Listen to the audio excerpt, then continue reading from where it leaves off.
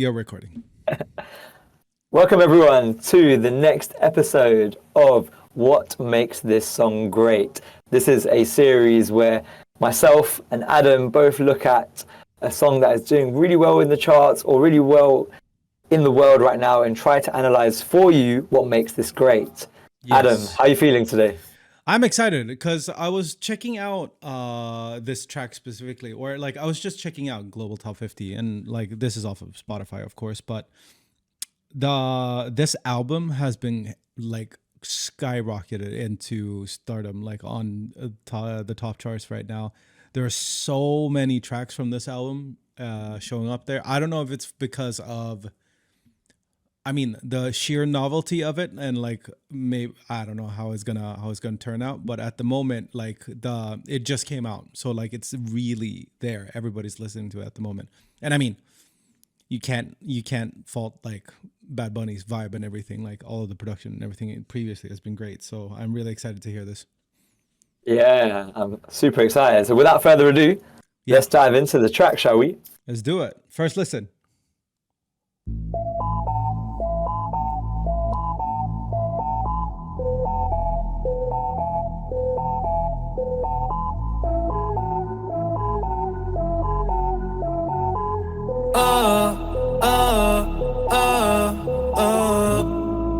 Otros 11 bonitas que veo en San Juan, disfrutando de todas esas cosas que extrañan los que se van, disfrutando de noches de esas que ya no se dan, pero queriendo volver a la última vez. Ya los ojos te miré y contarte las cosas que no te conté. Te parece a mi crush. Y tirarte las fotos que no te tiré. Pecho brote, el lindo, déjame tirarte una foto. Ey, tengo el pecho pelado, me dio una mata. El corazón dándome pata. Dime, baby, ¿dónde tú estás?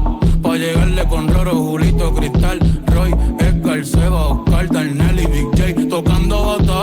Hoy la calle la dejamos es barata. Y sería que nunca yo me toque el guiro. Yo veo tu nombre y me salen suspiros. No sé si son petardos o si son tiros. Mi lonquita, perico, mi kilo. Yo estoy en PR tranquilo, pero debí tirar más fotos de cuando te tuve. Debí darte más besos y abrazos las veces que pude. Ey, ojalá que los míos nunca se muden. Y si hoy me emborracho, pues que me ayuden.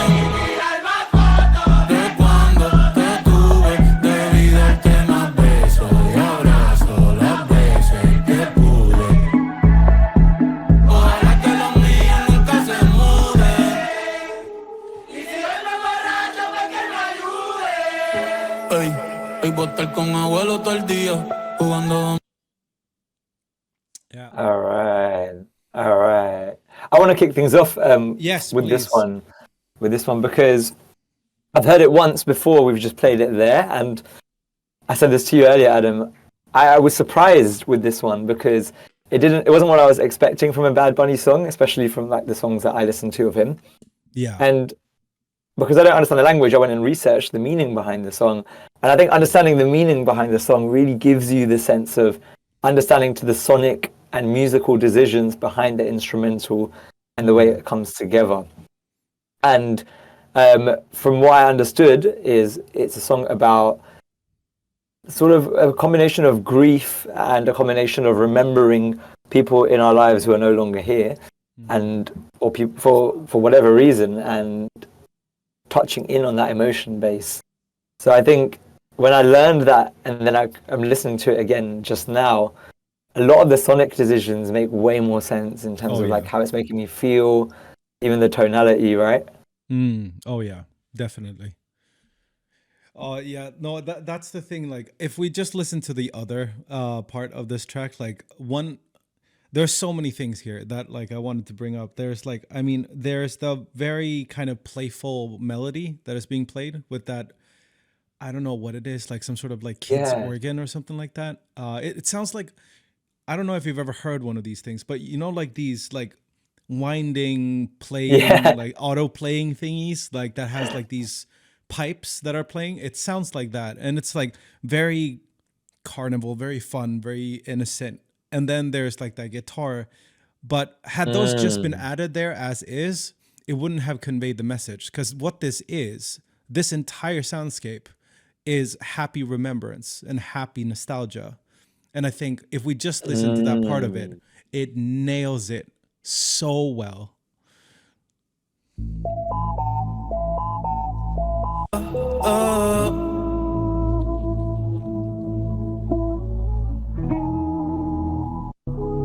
So you hear how glitchy that guitar is?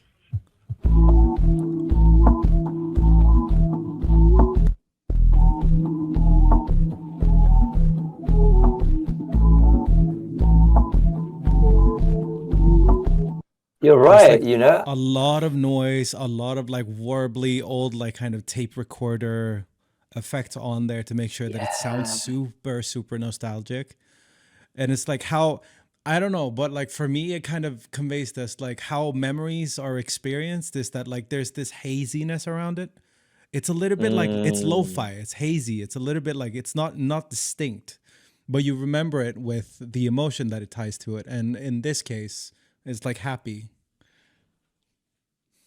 That's beautifully described, to be honest. Now you say it like that, I can completely feel it and hear it. And I noticed the guitar, like that sort of R&B-ish kind of guitar line. But the whole meaning of that guitar changes completely when you add in that sort of glitchy synth. You're right, and it's like when I was listening to it, I couldn't like dissect it. But now you describe the feeling. I'm imagining the color pink. It's kind of when it comes to thinking about this, and it's like, and it's quite like fairgroundy, quite chirpy. But then I think in contrast to that, the vocal melody carries a sense of sadness. And even though I don't understand the lyrics necessarily, I've read up on the lyrics, but if I'm just analyzing the melodic notes and the choices, I get a feeling of sadness, hey? Yeah, definitely. And I think also the performance, I mean, there's a very strong sense of like intense energy in it, like really trying to like, because the entire message was, what was it? I should have taken more pictures, right? Yes. That was the entire message, or like what the song means. And I think that that's so, the realization after the fact, when you're missing your loved ones and you wish that you had more pictures, that realization really comes through in the vocals. It's like melancholic. I remember it, but I want to see it in front of me, and like that sadness is really coming through. And it's a heavy song. Like it's like really heavy and really like adult emotions kind of like coming through. Yeah. I feel it's heavy, but it's really intelligently done. Like for some of the reasons you described earlier, actually, to give it a positive feeling, and it's more of like a positive remembrance, right? Like, you know, you have songs about grief and remembering that really touch into sadness and like those feelings, and they're beautiful and they have their place. But there's a few songs that I think do this really well, which is touch into those, but don't leave you feeling like really down in a way. And on the note of what you mentioned about the camera lyric, did you hear the camera snap? That's some good like ear candy additions there. I love Where was that? It was like just I think it's right before the drums come in.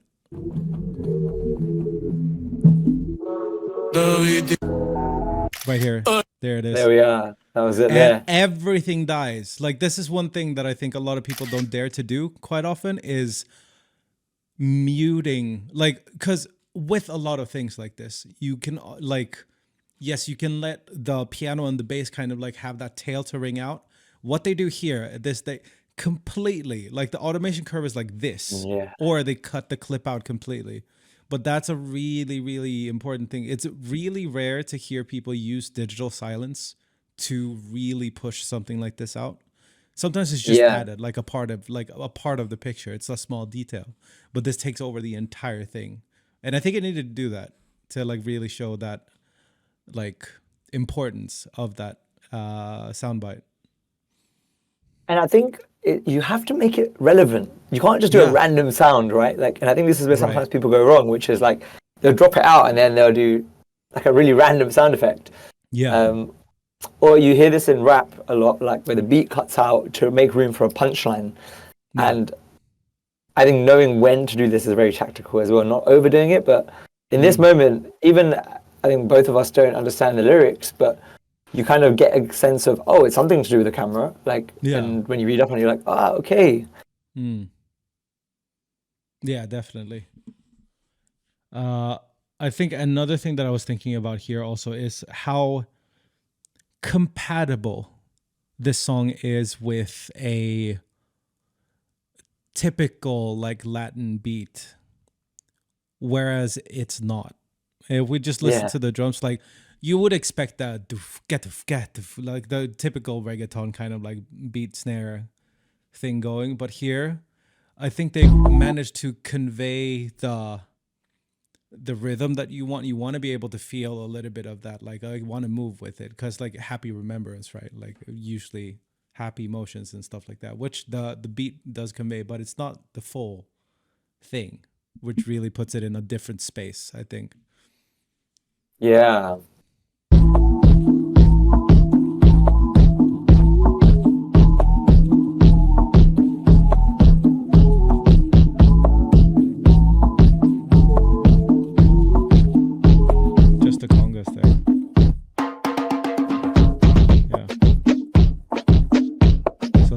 Reggaeton beat, but even that has that nostalgic lo-fi tone.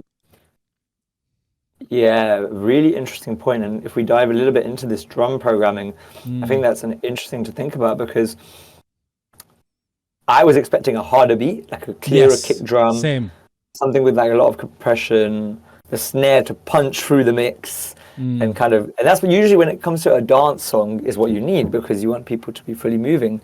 Whereas here, again, back to your really first point, which is they're not trying to make you dance necessarily like a lot, but they want to make you feel happy and give you that feeling. And I think using the same rhythm of this is a really clever way to do it. And for people listening who are like, why does this sound so groovy? I think a good thing like with reggaeton drums always is just getting things a little bit offbeat and knowing how to use certain bursts of percussion, bongos, whatever it is you're using in the right way. And you can really hear it here. Like if I play this section.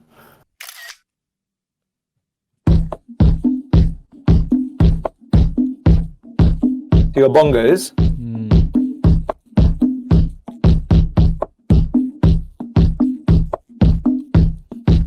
And a softer like kick. Now it picks up. Yeah, kick switches up. The kick switches up, and they add another element, which is again syncopated and offbeat in between the original rhythm, which gives it momentum. But they're not adding hi-hats. They're not adding really like. They're not saying, oh, we're going to stack this with lots of different sounding drums, but it's using the same lo-fi texture palette. Yeah. And changing the rhythm up in interesting ways to kind of make it feel groovy and carry it on. Right. Like, I don't know. I just still get I get the feeling that this is how a scene, when you're at like, I don't know, a club where you're having fun and you're listening to music with friends, this is what that music sounds like in your dream, kind of. I think that they conveyed this so well, especially after you told me about how, or what the songs means. It does change, or it doesn't change the vibe of it, but it really roots the emotion that they wanted to convey here. And I love that. Yeah. One thing that for me stood out was the different vocal spaces they took the track as well. Oh, yeah. And you have like it's really worth calling out because it touches on a lot of different areas for me. It has like this intro vocal, which is it's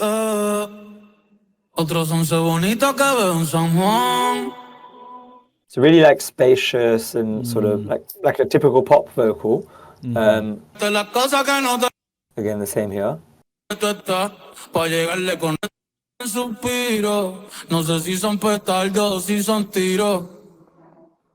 Mi lonquita, perico, mi kilo. Yo estoy en Some rhythmic changes there. Debí darte más besos y abrazo.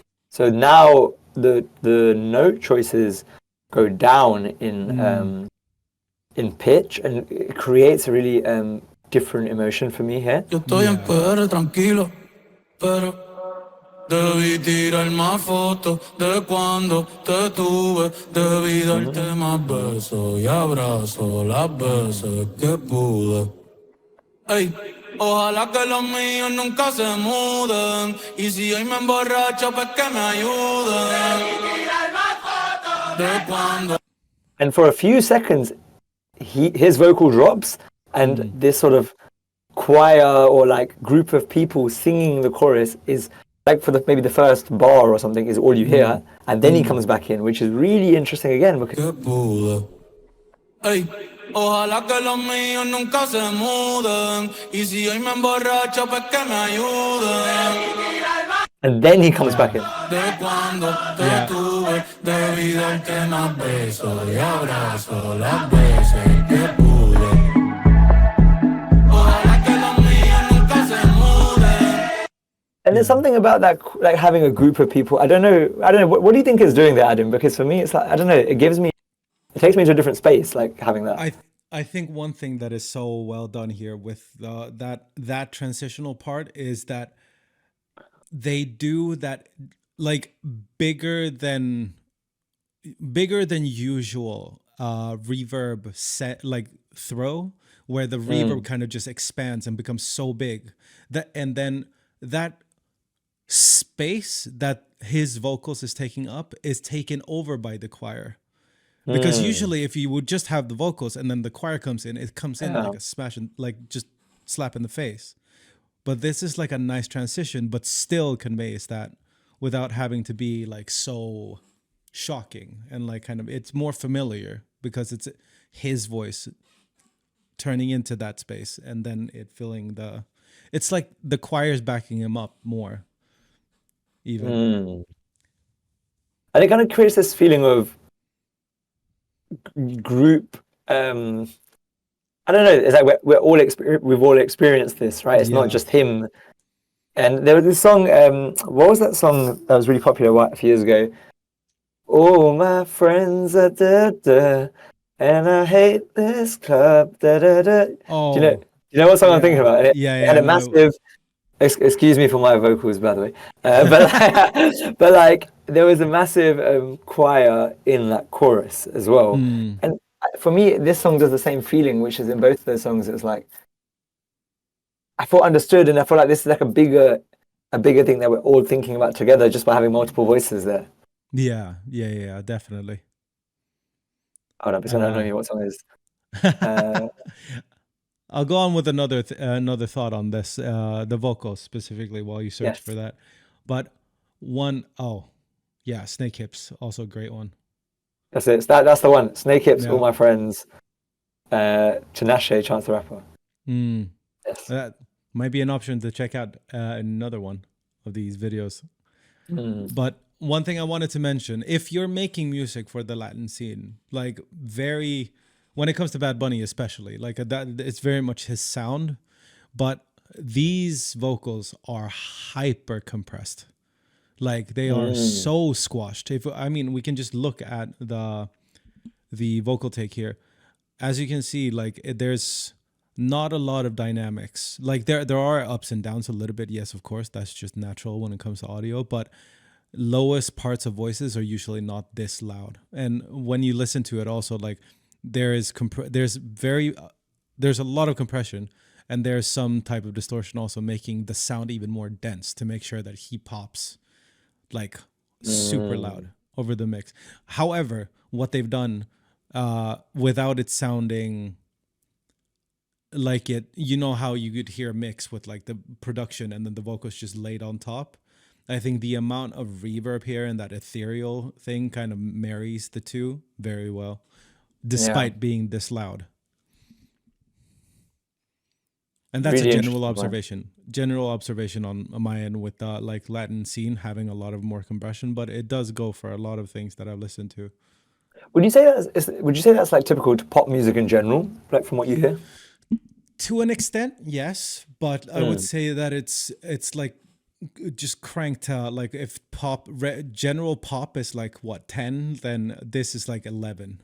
Like it's just that little bit extra, because like Bad Bunny especially has like that kind of saturation and distortion on top of his voice that makes it sound Yeah, even more like in your face. yeah, great point. And while you speak about, I guess, compression in the vocals, I think another clever thing that popular songs, or like songs that I personally think do well, is have melodic range in their vocals. And I think Yeah. here you got a great example of him hitting that real low in, I think, what was the pre-chorus or around that place. Yeah. And then the chorus, especially with the use of the choir, that they're hitting higher notes to sing that chorus line. And he can't do it, but it's there. Yeah. And I think that creates a nice contrast between his voice, and it keeps the vocal line interesting. And I remember when I started producing music, one of the best pieces of advice I got was try and use as many notes in the vocal, when writing vocal melodies, try to use as many notes in the scale as possible. And if you jump from like a low note to a high note at certain places, it catches people's ear, because there's something about that sharp change that people are like, oh, where's that going? Yeah, definitely. Those are most of the points from my end. Anything here. from yours? No, same here. Yeah, no, this was a great fun song. I think especially the whole nostalgia thing, production wise, this song is so much more than I thought it was when I first heard it. Yeah. Really, really beautiful song, and really like captures a lot of emotions. I know it's put me in a bit of an emotional state even listening to it. I don't know about you. No, same. Yeah, definitely. Yeah, and that's the power of good music, hey? So I think it's been a great one to analyze, and hope everyone who's been watching this has taken away some notes. The power of emotion, the power of not needing to have too many tracks, and thinking about what it conveys, and of course a lot of interesting vocal work there. So yeah, take one of these tips, add it into your next session, and yeah, we'll be back with another episode soon. But let us know what you want in the comments as well. Let us know what songs you want analyzed. Definitely. See you in the next one. And don't forget to subscribe. Check it out. All right. Peace out, everyone.